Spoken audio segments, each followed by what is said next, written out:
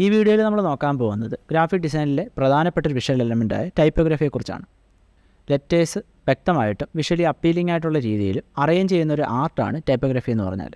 Typography തന്നെ നമുക്ക് കുറേ കീ എലമെൻറ്റ്സ് പഠിക്കാനുണ്ട്. അപ്പോൾ നമ്മൾ ആദ്യം നോക്കാൻ പോകുന്നത് എന്താണ് ടൈപ്പ്ഫേസ് എന്നാണ്. ടൈപ്പ്ഫേസ് എന്ന് പറഞ്ഞാൽ കുറേ ഫോണ്ടുകൾ ഒരു കോമൺ ആയിട്ടുള്ള ഒരു ഡിസൈൻ ഫോളോ ചെയ്യുകയാണെങ്കിൽ അതിനെ നമ്മൾ ടൈപ്പ്ഫേസ് എന്ന് പറയും.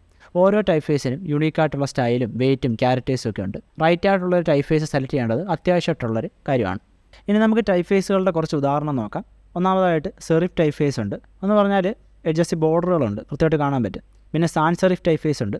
സാൻസ് സെറിഫിൻ്റെ അർത്ഥം എന്ന് പറഞ്ഞാൽ സാൻസിൻ്റെ അർത്ഥം വിത്തൗട്ട് എന്നാണ്. അതുകൊണ്ട് തന്നെ സെറിഫ് ടൈപ്പ്ഫേസ് അല്ല, സെറിഫ് ഇല്ലാത്ത, അതായത് ഇങ്ങനത്തെ സ്ട്രോക്കുകളില്ലാത്ത ടൈപ്പ്ഫേസിനാണ് സാൻസ് സെറിഫ് ടൈപ്പ്ഫേസ് എന്ന് പറയുന്നത്. പിന്നെ സ്ക്രിപ്റ്റ് ടൈപ്പ്ഫേസ് ഉണ്ട്. അതെന്ന് പറഞ്ഞാൽ നമ്മുടെ ഹാൻഡ് റിട്ടൺ ഫോണ്ടും നമ്മുടെ നോർമൽ ഫോണ്ടിൻ്റെ ഒരു മിക്സാണ് ഈ സ്ക്രിപ്റ്റ് ടൈപ്പ്ഫേസ് എന്നൊക്കെ പറഞ്ഞാൽ. പിന്നുള്ളത് ഡെക്കറേറ്റീവ് ടൈപ്പ്ഫേസ് ആണ്. അതിൻ്റെ അകത്ത് ഉൾപ്പെടുന്നതെന്ന് പറഞ്ഞാൽ ഇതുപോലത്തെ ഡെക്കറേറ്റീവ് ആയിട്ടുള്ള ഫോണ്ടുകളൊക്കെയാണ്. പിന്നെ ബ്ലാക്ക് ലിറ്റർ ടൈപ്പ്ഫേസ് ഉണ്ട്, അത് കുറച്ചുകൂടെ ബോൾഡായിട്ടുള്ള ടൈപ്പ്ഫേസ് ആണ്. ഇനി നമ്മൾ നോക്കാൻ പോകുന്നത് ഫോണ്ട് എന്താണെന്നാണ്. നമ്മൾ ആൾറെഡി ടൈപ്പ്ഫേസ് എന്താണെന്ന് പറഞ്ഞിരുന്നു.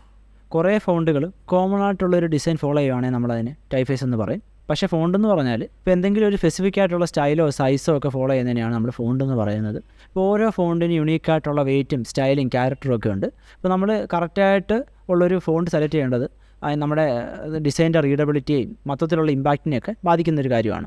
ഇപ്പോൾ നമുക്ക് കുറച്ച് എക്സാമ്പിൾ നോക്കാം. Aerial, times new Roman, മോൺസ്റ്ററാട്ട്, Robert, അങ്ങനെ കുറേ ഫോണ്ടുകളുണ്ട്. ഇനിയുള്ളത് കേണിംഗ് എന്ന് പറയുന്നൊരു കാര്യമാണ്. കേണിംഗ് എന്ന് പറഞ്ഞാൽ ഒന്നുമില്ല, നമ്മുടെ ലെറ്റേഴ്സും തമ്മിലുള്ള ഡിസ്റ്റൻസ് ആണ്. ഇപ്പം നോർമൽ കേസിൽ ഇപ്പോൾ ഇത്ര ഡിസ്റ്റൻസ് ഉണ്ടെന്ന് കരുതാം. നമുക്കിത് അഡ്ജസ്റ്റ് ചെയ്യാൻ പറ്റും. ഇത് അഡ്ജസ്റ്റ് ചെയ്ത് വേണമെങ്കിൽ ഡിസ്റ്റൻസ് കുറച്ച് വെക്കാൻ പറ്റും, കൂട്ടി വെക്കാൻ പറ്റും. അതിപ്പോൾ നമ്മൾ ചെയ്യുന്നതെന്ന് പറഞ്ഞാൽ കുറച്ചും കൂടെ റീഡബിലിറ്റി കൂട്ടാനും പിന്നെ വിഷ്വലി അപ്പീലിംഗ് ആയിട്ടിരിക്കാനൊക്കെയാണ് നമ്മൾ ഈ കേണിംഗ് അഡ്ജസ്റ്റ് ചെയ്യുന്നത്. ഇപ്പോൾ നമ്മൾ ടൈപ്പോഗ്രഫിയിൽ പ്രധാനമായിട്ട് അറിഞ്ഞിരിക്കേണ്ട ഒരു കാര്യമാണ് ഈ കേണിംഗ് എന്ന് പറഞ്ഞാൽ. പിന്നെ ഉള്ളത് ലീഡിംഗ് ആണ്. ലീഡിംഗ് എന്ന് പറഞ്ഞാൽ ലൈൻസ് തമ്മിലുള്ള ഡിസ്റ്റൻസ് ആണ്. അപ്പം ഇതും സഹായിക്കുന്നതെന്ന് പറഞ്ഞാൽ മൊത്തത്തിലുള്ള റീഡബിലിറ്റിയും ഒരു വിഷ്വൽ ബാലൻസിനെയൊക്കെയാണ്. ഇപ്പം രണ്ട് ലൈൻസ് ഉണ്ടെങ്കിൽ അത് തമ്മിലുള്ള ഡിസ്റ്റൻസിനെയാണ് ഈ ലീഡിങ് കൊണ്ട് സൂചിപ്പിക്കുന്നതെന്ന് പറഞ്ഞാൽ. പ്രോപ്പറായിട്ടുള്ളൊരു ലീഡിങ് ഒരു ഡിസൈൻ അത്യാവശ്യമായിട്ടുള്ളൊരു കാര്യമാണ്.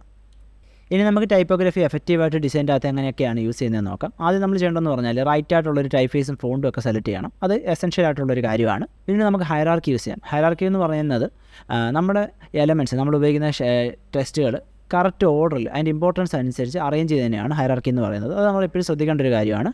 പിന്നീട് നമുക്ക് കോൺട്രാസ്റ്റ് കൊണ്ടുവരാൻ പറ്റും.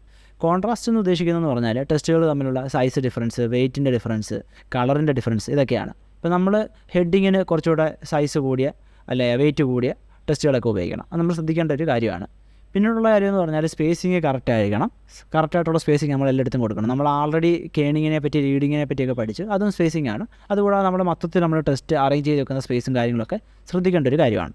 ഇനി നമ്മൾ ടൈപ്പോഗ്രഫിയിൽ അനാറ്റമിയാണ് നോക്കാൻ പോകുന്നത്. ഇവിടെ നമുക്ക് കൃത്യമായിട്ട് കാണാൻ പറ്റും ഈ ടെസ്റ്റിന് നമ്മൾ ഏത് ഫോണ്ട് കണ്ടാലും ആ ഫോണ്ടിൻ്റെ ഓരോ ഭാഗത്തിനും ഓരോ അർത്ഥമൊക്കെ ഉണ്ട്. ഇപ്പോൾ ഇങ്ങനത്തെ ഈ ഒരു ഭാഗത്തെയാണ് ബാർ എന്നാണ് പറയുന്നത്. ഇപ്പോൾ ഈ ഒരു M T space open counter എന്നാണ് പറയുന്നത്.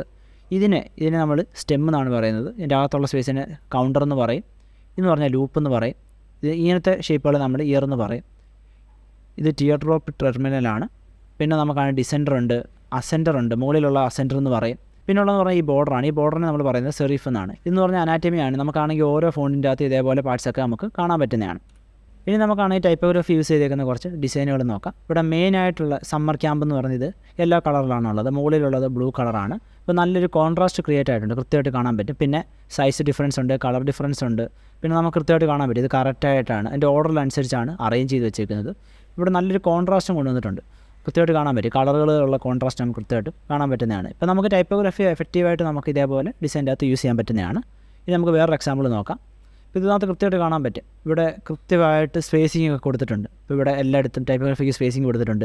ഇതിൻ്റെ കോൺട്രാസ്റ്റ് വന്നിട്ടുണ്ട്. ഹെഡിങ്ങിന് നല്ല ബോൾഡായിട്ടുള്ള വലിയ ഫോണ്ടാണ് യൂസ് ചെയ്തേക്കുന്നത്, കൃത്യമായിട്ട് കാണാൻ പറ്റും. ഇവിടെ നമുക്കാണെങ്കിൽ വലിയ സൈസ് ഉപയോഗിച്ചിട്ടുണ്ട്, കൃത്യമായിട്ട് കാണാൻ പറ്റും. നല്ല ബോൾഡായിട്ടുള്ളൊരു ഫോണ്ടാണ് യൂസ് ചെയ്തേക്കുന്നത്. അപ്പോൾ ഇതേപോലെ നമുക്ക് കാണാൻ പറ്റും 1, 2, 3 ഇങ്ങനെ. ഇത് നമുക്ക് ടൈപ്പോഗ്രഫി കാണാൻ പറ്റുന്നതാണ്. ഇത് എഫക്റ്റീവായിട്ടാണ് ഇതിൻ്റെ അകത്ത് യൂസ് ചെയ്തേക്കുന്നത്. ഇതൊരു നോവലിൻ്റെ പേജാണ്, കൃത്യമായിട്ട് കാണാൻ പറ്റും. ഇതിൻ്റെ അകത്ത് ടൈപ്പോഗ്രഫി യൂസ് ചെയ്തേക്കുന്നത്. ഇവിടെ ഇസഡ് എന്ന് പറയുന്ന ലെറ്റർ കാണാൻ പറ്റും. ഇതിൻ്റെ അകത്താണ് ഈ ഒരു ഇമേജ് വന്നേക്കുന്നത്, കൃത്യമായിട്ട് കാണാൻ പറ്റും. ഇവിടെ ഈ ഒരു കട്ടൗട്ടൊക്കെ ഈ ഡിസൈനെ മനോഹരമാക്കുന്നുണ്ട്. എഫക്റ്റീവായിട്ട് ടൈപ്പോഗ്രഫി യൂസ് ചെയ്തേക്കുന്ന കുറച്ച് എക്സാമ്പിളാണ് നമ്മളിപ്പോൾ കണ്ടത്.